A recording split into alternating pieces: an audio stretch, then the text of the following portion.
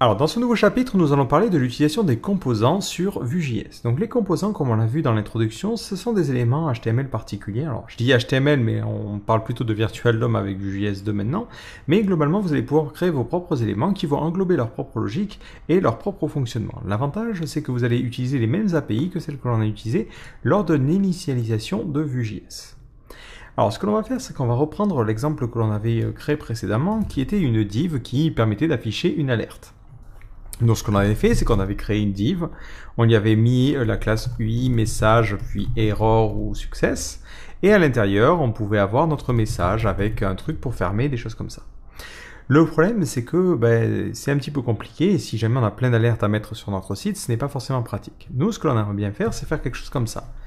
Créer un élément qui va avoir la classe, par exemple, message, lui dire, je veux que tu utilises la classe, par exemple, success, et je veux que tu passes le message qui serait dans la variable message. Donc on lui passerait comme attribut entre guillemets dynamique. Et dans ce cas-là, on mettrait $message. On pouvait bind $message. Et à l'intérieur, ça créerait notre code. Donc si j'essaie d'actualiser, il va nous dire tout de suite, je ne sais pas ce que tu veux faire avec ce composant-là. Il faut que tu m'expliques un petit peu comment il fonctionne. Donc pour créer un composant, c'est un petit peu comme pour les directives, on peut le faire soit de manière globale, soit de manière locale. Donc soit on va faire un coup de vue.component et lui préciser le nom de notre composant. Nous, ça va être ici message. Alors, si votre composant a un tiret, par exemple, si vous voulez mettre, je ne sais pas pourquoi, mais mon-message, votre composant devra s'appeler soit mon-message, soit mon message, comme ça en camel case. Donc, moi, je préfère cette nomenclature-là. Bon, ceci étant dit, nous, on est plutôt simple au niveau de ce cas-là, c'est juste message. Et ensuite, vous passez un tableau qui va contenir différentes propriétés. Donc au niveau des propriétés, on a un petit peu les mêmes que celles que l'on a là. On a la possibilité de définir des data, on a la possibilité d'avoir des sous-directives ou des sous-composants. Mais il va y avoir une principale différence, c'est qu'on va avoir le template. C'est-à-dire que ce code-là va être remplacé par notre code. Donc par exemple ici, je peux lui dire, je vais avoir le template suivant. Donc ça sera une div qui va avoir la classe UI, message et success. Et à l'intérieur, je vais y mettre juste salut les gens. Et pour éviter de m'embêter, si jamais je veux passer sur plusieurs lignes plus tard, je vais utiliser les backticks qui sont disponibles en ES6. Donc si maintenant je réactualise, je n'ai plus l'erreur, si ce n'est qu'il me dit salut is not defined. Donc, ce qui est tout à fait normal parce que ma directive n'existe plus, donc je vais la supprimer. Et au passage, je renomme ça ici message. Donc si je réactualise, je n'ai plus l'erreur et je vois qu'il a automatiquement remplacé mon template par salut les gens. Le problème, c'est que moi j'aimerais bien maintenant lui transférer des propriétés. On voit qu'il a deux propriétés, une propriété classe et une propriété message. Donc pour définir les propriétés qu'accepte un composant, on a une nouvelle propriété qui s'appelle props. Ça peut être un objet ou un tableau. Donc si on utilise un tableau, on lui donne tout simplement le nom des propriétés qu'on en accepte. On va avoir une propriété classe et une propriété qui sera message. Si je fais ça, automatiquement, je vais me retrouver au niveau de cette instance avec deux nouvelles variables, classe et message. Donc à cet endroit-là, si je veux afficher plutôt le message, j'ai juste à faire message. Donc là, attention, on n'utilise pas data, on utilise props. Props permet de récupérer des propriétés. Donc là, on voit que ça m'affiche Jean, mais si jamais j'avais mis un meilleur texte par exemple, hop, automatiquement, ça m'afficherait ce texte à cet endroit-là. Si je veux récupérer la classe qui est utilisée, là, je peux lui dire, je veux que tu utilises la classe. Je fais $class égale la classe qui a été récupérée. Donc là, c'est directement le nom de la variable. Au niveau de mon index.html, là pour l'instant c'est success. Si j'actualise, ça va mettre success. Alors il me dit, il y a un petit souci. Alors ce souci est tout simplement dû au mot-clé classe qui lui pose problème. Donc là, pour éviter que ça pose problème, on va changer classe, on va plutôt mettre un type. On va vraiment réserver classe pour les vraies classes qui sont utilisées. Donc là, ça sera de type success. Voilà, ça permettra d'éviter les soucis. Et en plus, c'est plus logique. Si maintenant je réactualise, hop, ça apparaît en vert. Et si je souhaite lui envoyer une erreur, là, je vais changer le type et je vais mettre error. Alors là où c'est encore plus sympa, c'est qu'au niveau des propriétés, on peut aussi les préciser sous forme d'objet. Donc là, on peut lui dire, je veux le type, et on peut avoir différentes choses. On peut lui préciser le type de cette variable-là. Donc je peux lui dire, là, je veux une chaîne de caractères, et je peux lui préciser une valeur par défaut. Par exemple, si on ne précise pas de type, on va mettre le type success par défaut. Et de la même manière, pour le message qui sera utilisé, on peut lui préciser directement seulement le type. Par exemple, on lui dit que le message, ça sera nécessairement une chaîne de caractères. Si maintenant, au niveau de mon app.js, ici, je mets un message qui n'est pas une chaîne de caractères mais un entier, automatiquement il le détectera et il me renverra une erreur. Et de la même manière, si on n'a pas de message du tout, il nous renverra aussi un message d'erreur. Donc là, je vais remettre ça. Et on s'imagine cette fois-ci ne pas mettre de type, parce qu'on a précisé que par défaut, c'était le type success. Et effectivement, c'est bien le type success par défaut. Voilà, donc c'est un exemple, mais ça vous permet comme ça de contrôler ce qui rentre en entrée au niveau de notre composant et quels sont les types de choses. L'avantage, c'est que d'une part, ça vous permettra d'éviter de faire des erreurs en forçant le type, et d'autre part, c'est que si jamais vous souhaitez partager ce composant avec d'autres personnes, l'avantage, c'est que la personne qui va l'utiliser ne pourra pas commettre d'erreur parce que les types ont été forcés. Voilà, donc vous avez comme ça plein de manières d'indiquer les choses. Alors si vous voulez accepter plusieurs types, vous pouvez aussi ici utiliser un tableau. Par exemple, si vous acceptez aussi des chiffres, je ne sais pas pourquoi, mais vous pouvez le mettre. Voilà. Bon, c'est important de savoir que c'est là. Là, ce composant a été défini globalement, mais ce que je peux faire, comme pour les directives, c'est créer mon composant en l'appelant message. Voilà, c'est juste un objet pour le moment. Et après, si je souhaite le définir dans cette instance ici, je peux lui dire « Je veux que tu passes à un composant ». Donc là, je vais lui donner la liste des composants, mettant « Components ». On va utiliser la version raccourcie. C'est un tableau qui va contenir « Message » de point « Message ». Ou tout simplement « Message ». Enfin, c'est un objet qui va contenir cette clé-là. Si maintenant je réactualise, pouf, ça donne le même résultat. Donc moi je préfère ça parce que ça permet de savoir directement les composants qu'on va injecter. C'est mieux que d'injecter tout de manière globale et ça fonctionne mieux avec les require. Donc au niveau de notre composant, on a ici utilisé la partie template. Donc là c'est possible parce qu'on utilise Vue.js directement. Si vous utilisez Vue Common, ça ne va pas fonctionner. À la place, ce qu'il vous faudra avoir, c'est une fonction render qui indique comment rendre les choses et qui pourra utiliser du Virtual DOM. Donc nous on va pas forcément se compliquer la vie, on va pour l'instant utiliser la partie template. Le Virtual DOM, si on veut écrire du Virtual DOM, mieux vaut utiliser des syntaxes comme JSX ou autre, mais ça implique d'avoir un peu plus de setup à faire et j'ai pas forcément envie de vous noyer dessus pour le moment. Donc on va garder ce premier composant et on va en créer un autre, on va créer un petit composant qui permet de faire un compteur. Donc on va l'appeler counter. Ça sera un composant qui va accepter pour l'instant aucune propriété. On va lui mettre un template. Donc notre template doit nécessairement être entouré d'une div ou d'un élément. Donc ça c'est important, vous ne pouvez pas avoir un template avec deux divs à la racine, il ne faut qu'un seul élément racine. Donc on va créer un premier truc qui va être un compteur, donc on va créer une span et on va mettre une valeur. Là ça va être count. Ouais. Et ensuite on va mettre un bouton pour incrémenter. Donc d'ailleurs j'en profite d'utiliser les backticks pour pouvoir aller à la ligne et pour avoir un peu plus de clarté. Donc là je mets un coup de BR et ensuite on va mettre notre bouton. Donc là, on va l'appeler incrémenter. Et lorsque l'on va cliquer sur notre bouton, ça va incrémenter. Donc là, on va l'appeler increment. Enfin, @click. Et on va appeler notre méthode increment. Donc pour que ce système fonctionne, il faut que notre composant ait une propriété count. Donc on utilise le même système que data. Donc là, on fait data, deux points. Et on serait tenté de dire, par défaut, j'aurai un count à 0. Et ensuite, je vais te définir des méthodes. On va avoir une première méthode qui va s'appeler increment. Et cette méthode, ce qu'elle fera, c'est qu'elle fera quelque chose de très simple, c'est qu'elle fera un this.count ++. Voilà. Et après, l'avantage, c'est que maintenant ce composant a été défini, je peux l'injecter au niveau de mon instance et le réutiliser à plusieurs endroits dans ma vue. Donc si je veux créer deux compteurs, au niveau de ma vue, je crée un premier compteur ici et un second compteur ici. Alors le problème ici, c'est que data, il va nous dire que ça pose problème, parce que cette propriété data va être définie de manière globale. Alors que nous, on veut que chaque instance de notre compteur, chaque composant ait son propre compteur. Donc lorsque l'on crée un composant, data ne sera pas simplement un objet, mais ça sera une fonction qui retournera un objet. Donc globalement, ça permet de retourner un nouveau state, de générer un nouveau state à chaque fois. Donc là, je fais un return de count 0.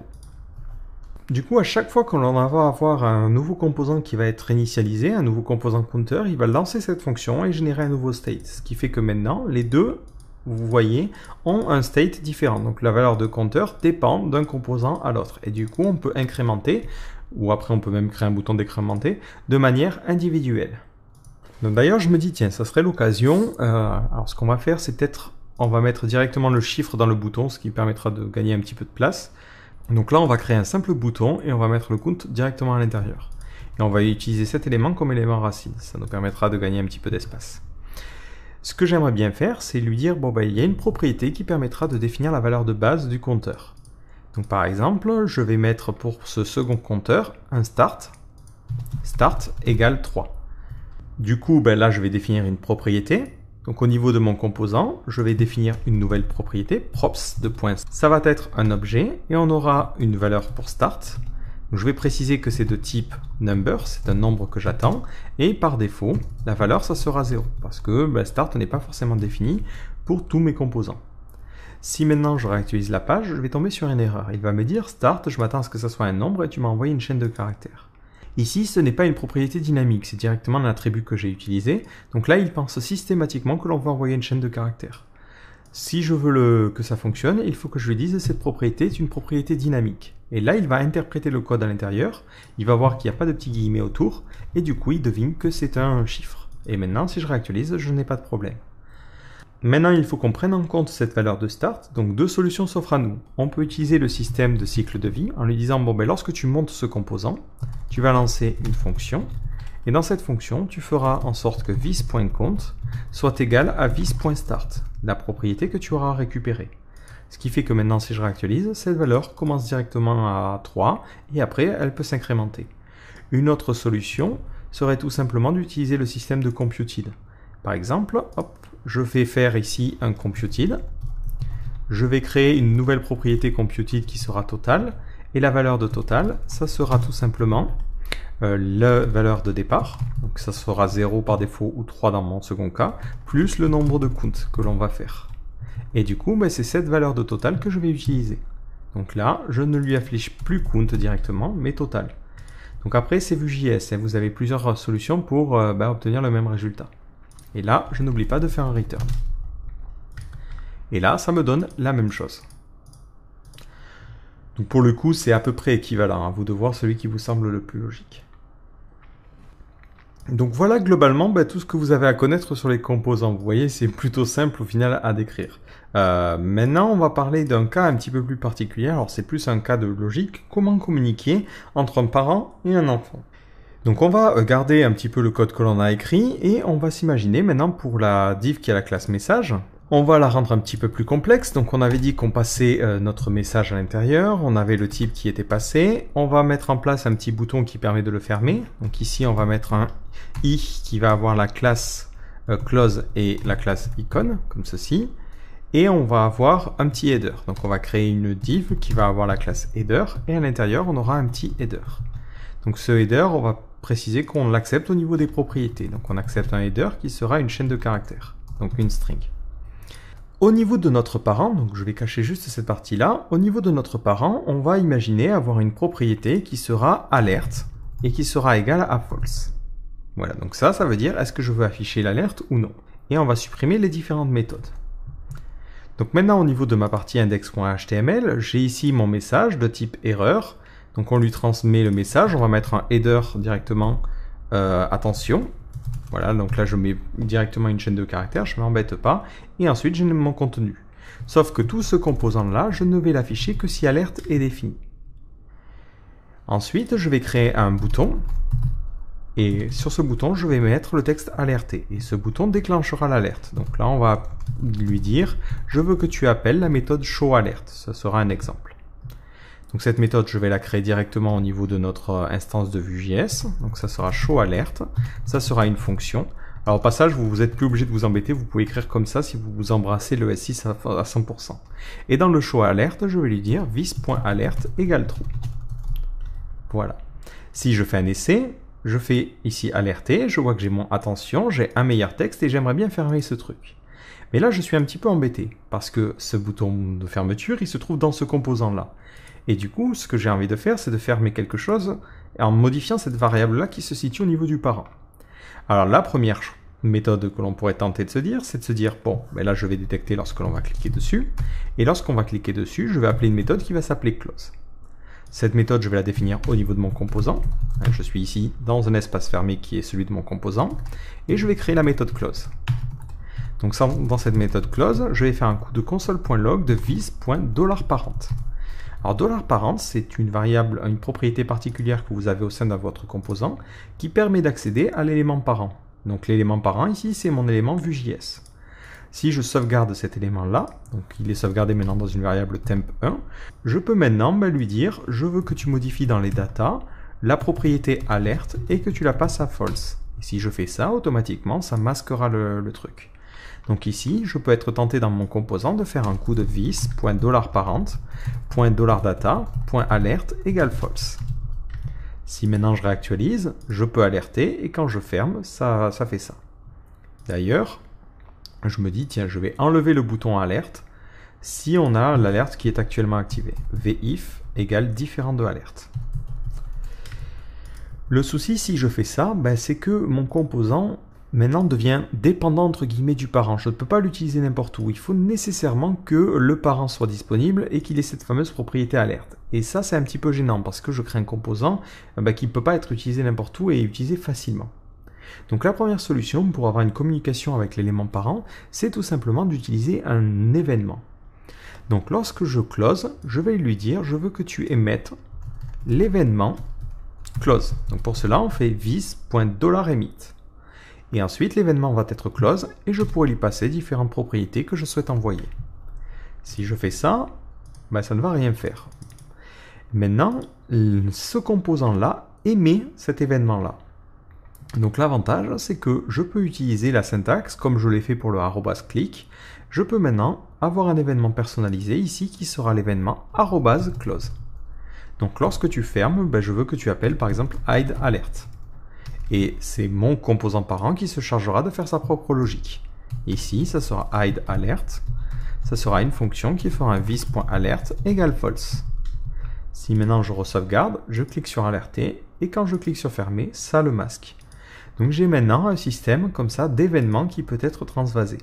Et au passage, je me dis ici, tiens, on pourrait en profiter pour faire aussi un prevent et ça suffira. Voilà, donc ça c'est véritablement la méthode conseillée parce que ça permet vraiment de créer des composants qui vont pouvoir être réutilisés et qui ont besoin d'aucun contexte extérieur pour fonctionner.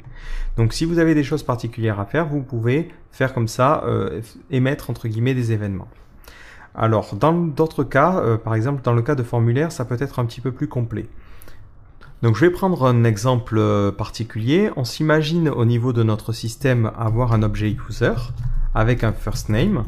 On va l'appeler Jean, et le last name, vous devinez ce que je vais mettre, de la tour. Et je me dis, j'aimerais bien créer un formulaire pour pouvoir éditer cet utilisateur-là. Et j'ai pas forcément envie de m'embêter, je vais créer un composant pour le faire. Donc là, je vais, juste au-dessus, créer un composant que je vais appeler form-user, comme ceci. Donc maintenant, il faut créer ce composant-là. Donc au niveau de mon app.js, je vais masquer ça et on est parti. Je crée une nouvelle variable que je vais appeler form-user, un camel case. Je vais mettre un template particulier. Et dans ce template, je vais créer mon formulaire. Donc là, on va avoir un peu plus de code que tout à l'heure. Donc je vais créer une div qui va avoir la classe UI-form. Alors il ne devine pas que c'est encore de l'HTML. Alors hop, on va lui dire, je veux que tu mettes une div qui a la classe UI-form. Et à l'intérieur, hop, tu vas avoir différents champs. On va avoir un premier champ qui sera pour le first name. Donc là, on va mettre un label, on va mettre le prénom, et ensuite, on va mettre notre champ. Donc on va créer un input de type texte, et on ne va pas mettre de modèle parce que pour l'instant, on ne sait pas comment ça fonctionne. Hop, donc on va laisser ça. On va dupliquer notre champ pour créer la même chose pour le nom. Donc là, on va mettre nom. On ne sait pas encore ce que l'on va avoir dedans. Et ensuite, on crée notre petit bouton pour soumettre. Donc, on fait un button de type UI button. Et ça sera un bouton de type submit. Maintenant que mon composant est créé, je vais le déclarer comme composant au niveau de mon instance. Voilà. Et je vais afficher mon utilisateur juste en dessous. Donc là, on va mettre un peu d'espace. Voilà, on va faire un petit paragraphe bidon.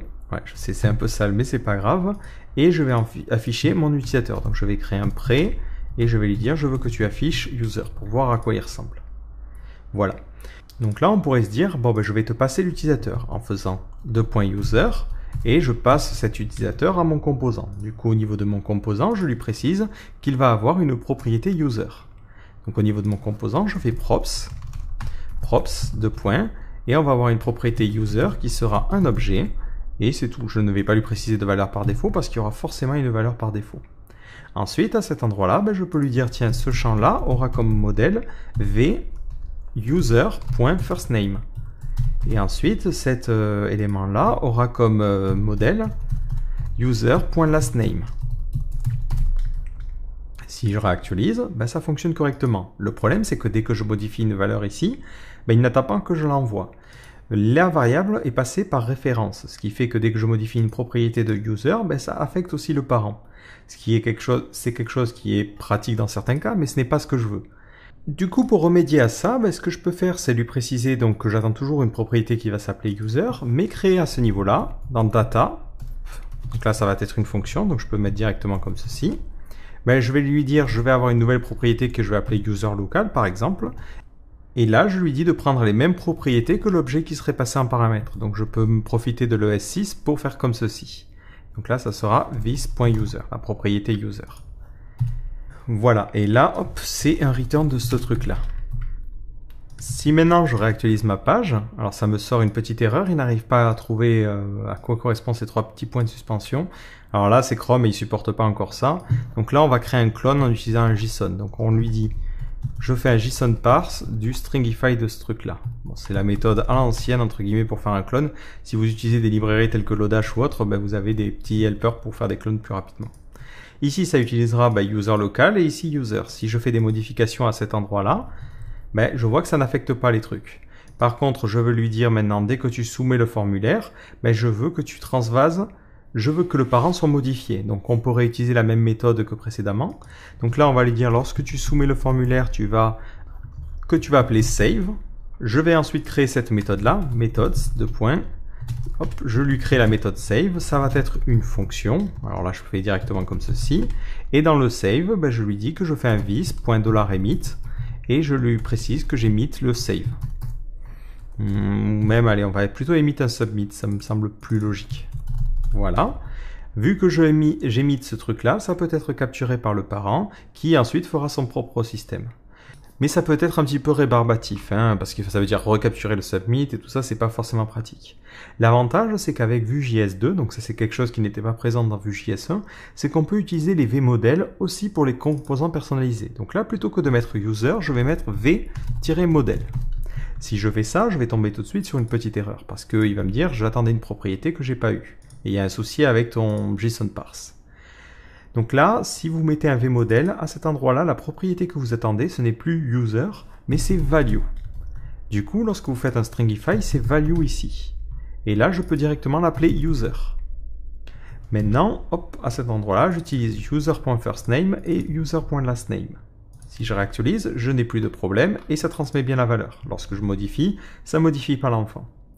En revanche, j'ai besoin de lui dire, lorsque tu soumets le formulaire, il faut que tu transvases au vModel. Donc là, on utilise un vis.emit, on met input, ça veut dire on a modifié la valeur qui était rentrée en input, donc le vModel, et je lui transmets l'utilisateur, le vis.user. Et au passage, j'ai fait une petite bourde ici. Ici, c'est un formulaire. Si je ne fais pas un formulaire, le submit ne sera jamais lancé. Et je veux éviter que le submit parte, donc je fais un prevent directement. Si maintenant je sauvegarde et que je réactualise la page, dès que je vais modifier ce code-là, je clique sur envoyer, automatiquement il va le transférer au parent. Et comme ça, il va recevoir la modification. Voilà comment on peut faire un système où on a un transfert vers le parent. Enfin, une dernière chose concernant les composants, ils ont la possibilité d'avoir des slots. Par exemple, si je veux... c'est-à-dire qu'à l'intérieur de mon composant, par exemple form user, je peux avoir ici un petit peu de texte. Et ce texte, j'aimerais bien le transférer. Si je réactualise, pour le moment, il a totalement disparu, parce que je n'ai dit à mon composant qu'à aucun moment j'acceptais des propriétés à l'intérieur. Mais là, je peux lui dire, je veux que tu transvases tout le texte qui est à l'intérieur. Donc pour cela, il suffit d'utiliser simplement une balise slot. Si je réactualise, pouf, il le met à cet endroit-là. Alors je vois au passage que c'est pas très joli, donc on va mettre un paragraphe. Voilà. Et il le met à cet endroit-là. Alors en revanche, attention, si jamais vous voulez interpréter des variables, si par exemple vous mettez ici du user, il faut faire attention parce que le user qui va vous injecter à cet endroit-là, c'est le user dans ce contexte-là. Donc là, c'est dans le contexte de notre instance de vue. Et du coup, il va mettre Jean et de la tour. En revanche, il ne mettra pas les valeurs que vous modifiez au fur et à mesure. Parce que ce n'est pas le contexte que vous avez à l'intérieur de ce composant-là. Donc il faut bien faire attention, le slot est exécuté au moment où il est écrit. Donc là, c'est dans le contexte où on se trouve à cet endroit-là. Et de la même façon, vous avez la possibilité d'avoir plusieurs slots. Si j'imagine vouloir du texte au-dessus et en dessous, ben dans ce cas-là, on peut avoir des genres de slots nommés. Donc là, par exemple, on pourra mettre une div, hop, et on va lui mettre le slot égale header. Donc là, ça serait du contenu qui serait dans le header. Et on peut avoir une même div qui serait, elle, dans le footer, où là, on n'aurait pas le lorem au début. C'est juste pour faire la différence. Si maintenant, je veux utiliser ces deux slots au niveau de mon code, ben là, hop, dans mon app.js, je vais préciser que là, c'est le slot qui aura le name footer, hop, et tout en haut, ça sera le slot qui aura le nom header qui sera injecté. Si je réactualise, pouf, il a injecté au bon endroit. Bon, ça peut être utile suivant certains cas, mais c'est vrai que c'est plutôt limité. Si jamais vous voulez accéder à ces slots-là, vous y avez accès. Alors ça, c'est quelque chose que j'ai découvert un petit peu en cherchant. Alors, je n'ai pas de mounted, ben, on va mettre un mounted. Hop, mounted, ça sera une fonction. Et à l'intérieur de cette fonction, on fera un coup de console.log de vis. Vous commencez à deviner un petit peu où on va aller. Je réactualise la page en sortant mon inspecteur et dans ma console, j'ai mon composant. Je vais le sauvegarder dans une variable globale. Et si je fais temp1.$slot, j'ai mes différents slots. Et là, je vois que j'ai le footer qui va contenir en fait le texte qui est à l'intérieur. Donc c'est un virtual node à l'intérieur duquel je pourrais récupérer le texte. Et ensuite, j'ai aussi le virtual node du header. Donc pour l'instant, c'est vrai que sur la documentation, si vous voulez avoir plus d'informations sur le vnode, c'était, je crois que c'est dans la partie directive. Ouais, c'était là que j'avais vu ça. Alors custom directives. Voilà, il vous parle d'un moment de vnode et il vous explique que vous pouvez accéder à l'API, mais pour l'instant, le lien ne fonctionne pas. Et voilà, c'est en to do, donc pour l'instant, la doc est encore en train d'être rédigée, donc c'est ce qu'on vous dit. Mais plus tard, on pourra savoir un petit peu comment communiquer dessus. Mais en attendant, hein, vous pouvez inspecter votre objet et voir un petit peu de quoi il est composé et comment communiquer avec lui. Mais après, ça reste des cas relativement poussés si vous avez besoin d'accéder aux différents slots et aux différents trucs. Donc voilà globalement pour ce qui est des composants. Donc vous le voyez, les composants permettent d'englober une petite logique particulière. Donc là, notre code commence à être relativement bourrin parce que on a décidé de ne pas utiliser d'outils tels que Webpack ou autre. Mais vous voyez que déjà, on peut avoir des composants qui englobent leur propre logique et qui sont isolés les uns des autres. Et l'avantage, c'est que si jamais on a besoin de modifier le code HTML, on peut le modifier sans forcément tout casser. Si je veux rajouter du style ou des choses comme ça, je n'ai pas à me dire c'est sur cet élément-là qu'est greffé l'événement. Donc je peux bouger les éléments et ça ne pose pas trop de problème. L'avantage, c'est que ça peut s'adapter un petit peu plus à différents types de templates. Et les composants peuvent aisément communiquer les uns avec les autres avec ce fameux système d'événements. Donc on a vu comment utiliser des événements personnalisés, mais on a aussi vu que les composants peuvent utiliser le vModel pour pouvoir implémenter un système de communication vers le parent. Donc je vous donne rendez-vous dans le prochain chapitre où on va voir un cas concret, comment faire communiquer plusieurs composants ensemble même s'ils ne sont pas liés au niveau du DOM.